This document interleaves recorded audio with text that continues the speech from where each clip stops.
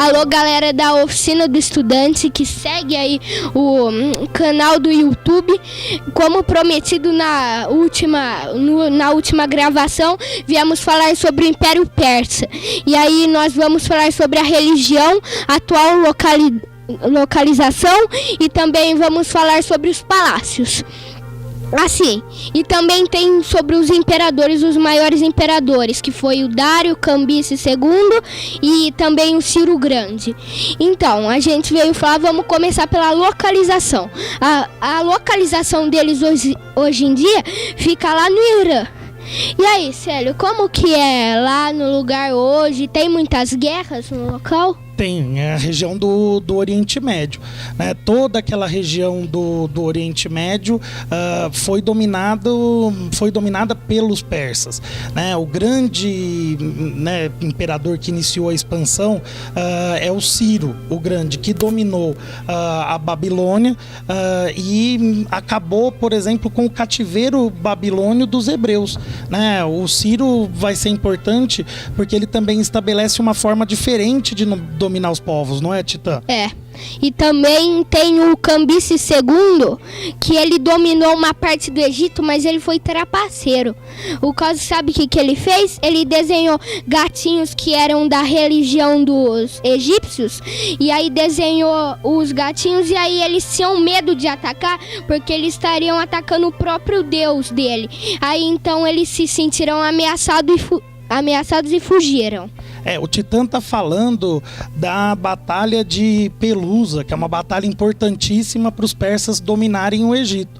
E de fato, os persas utilizaram-se de uma estratégia, ou como diz aqui meu amigo Titã, de um trambique, né, de uma trapaça, para impedir que os egípcios atacassem as tropas persas, né? Pintaram imagens de gatos, que são considerados entidades protetoras na religião egípcia, nos escudos. E aí as tropas egípcias ficaram receosas de atacar com espadas esses escudos, o que acabou facilitando a vitória das tropas do imperador persa Cambises. E também no Ciro Grande, ele conquistou e ele pegava coisas, tipo, ele ia lá, via o leão da Mesopotâmia, ele colocava no castelo dele lá, para mostrar que ele ia aceitar aquele Deus do jeito que a religião era, mas só tinha um problema, é que tinha que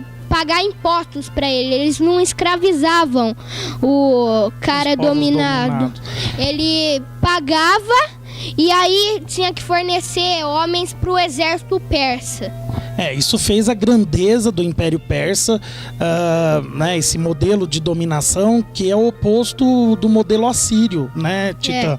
Os assírios usavam a violência, impunham sua cultura, seu calendário. Como no Egito. E os persas não.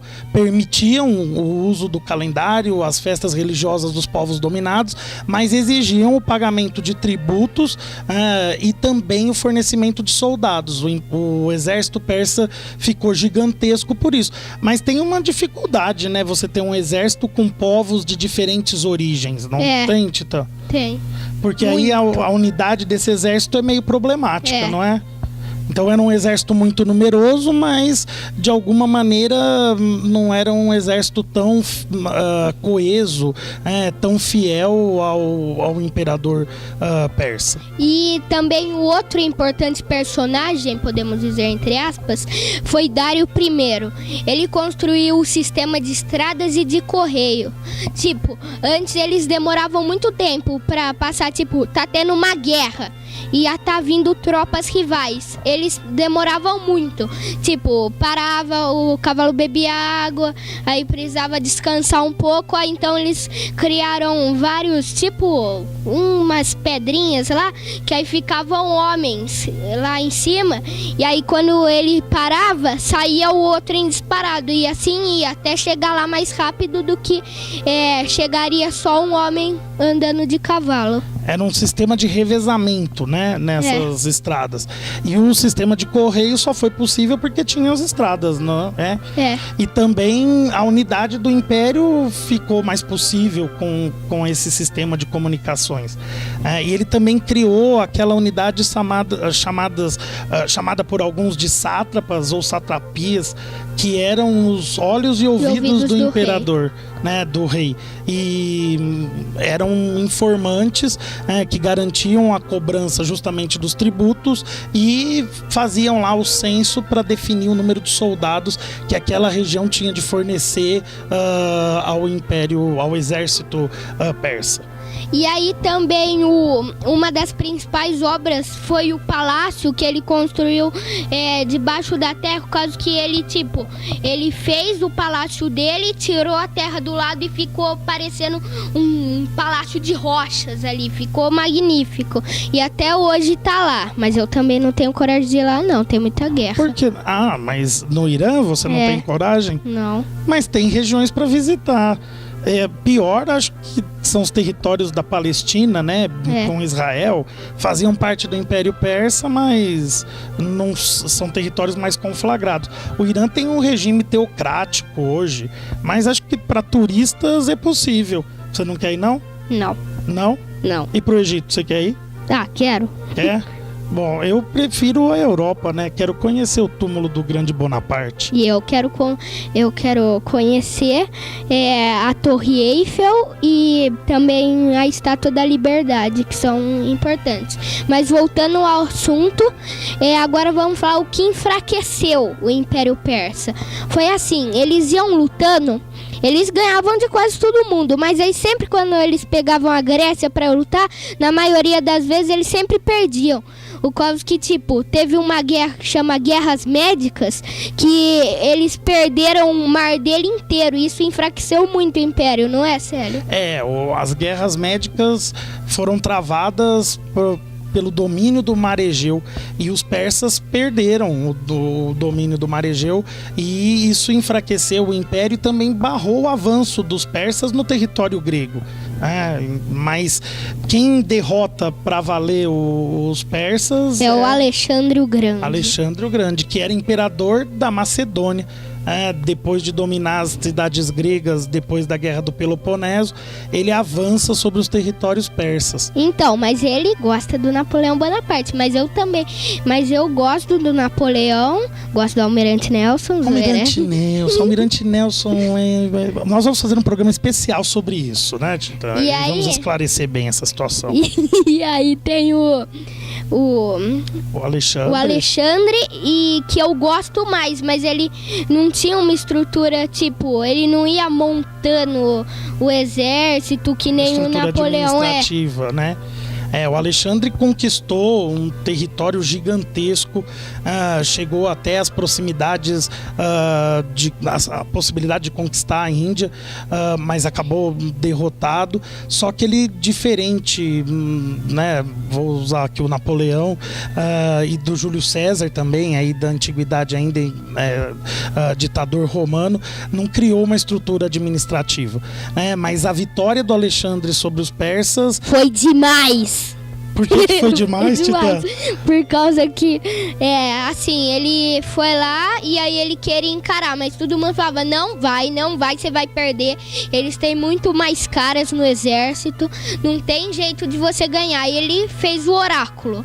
Aí no oráculo estava escrito, a sorte favorece aos destemidos. Aí ele disse, eu sou destemido, então eu vou levar minhas tropas. Enquanto ele tinha 10 mil carinhas ali, o Império Persa tinha 40 mil.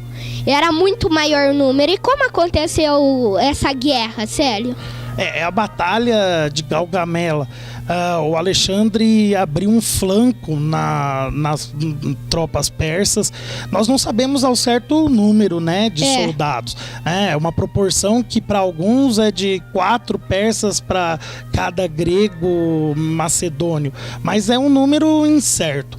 O fato é que o Alexandre conseguiu abrir um flanco nessas tropas, dividiu a guarda persa e chegou muito próximo ao imperador, que era o líder do exército, e fugiu. Covarde. covarde ou sem chance de reação, né? É um fraco.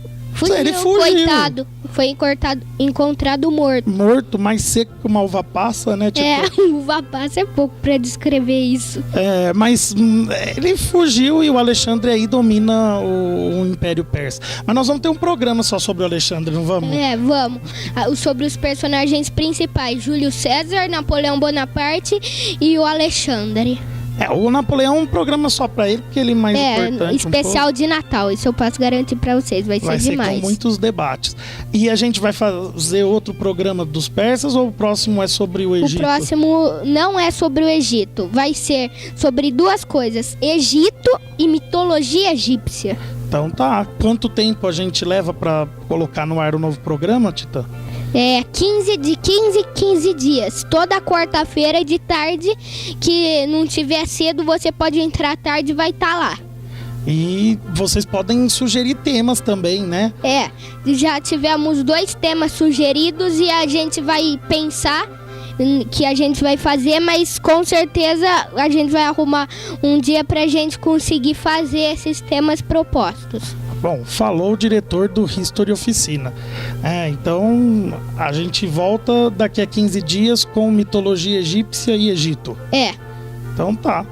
Falou, tchau. Tchau.